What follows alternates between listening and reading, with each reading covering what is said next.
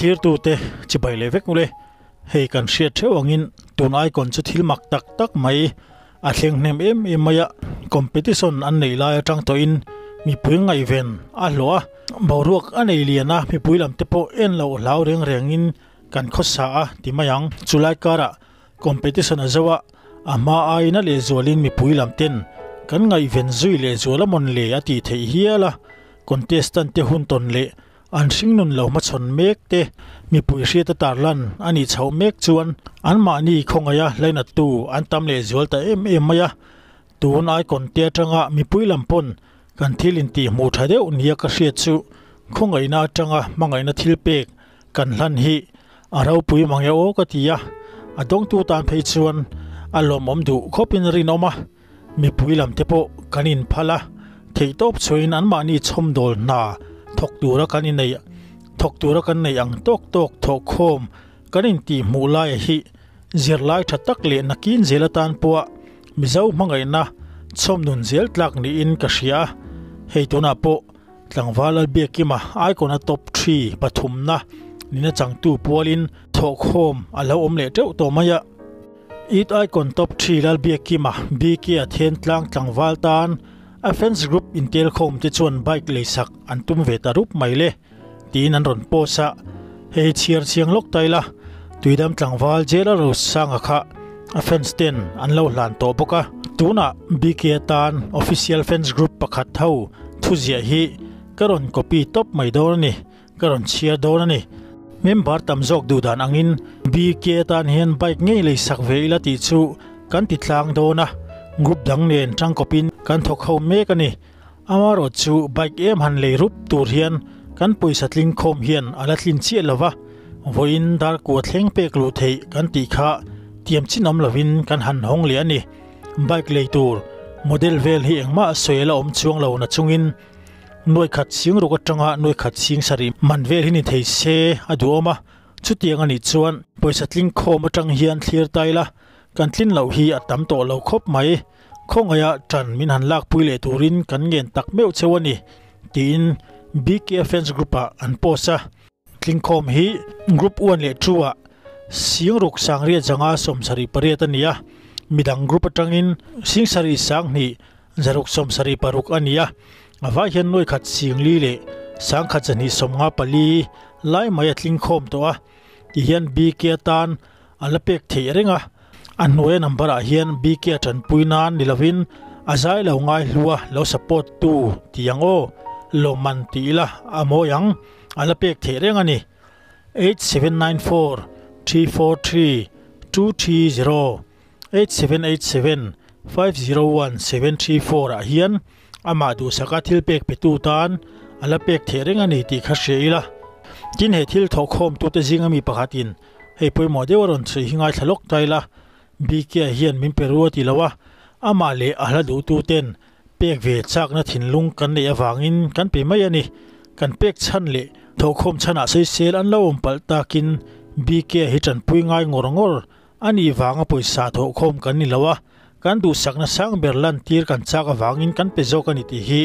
min lo hriat sakte u tina ron posa apoi mo khop maya hetiang thil kan ti thei ani phei chon atha leya imponi se bk hi khan min lama an khuwa aluta an lo lom ro pui khop maya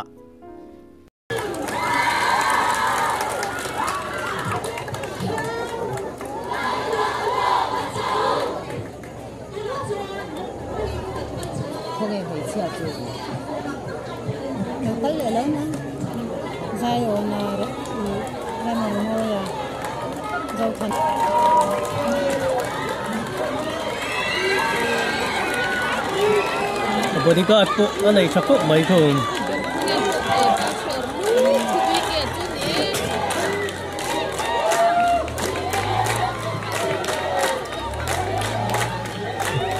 lai chair kon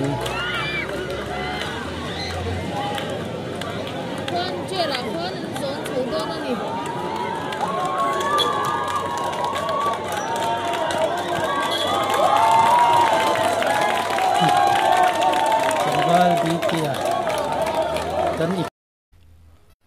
khatiang kha BK an kho chungan lo lom lu dan ania chulai kara chuan kha mapua video kan huang khan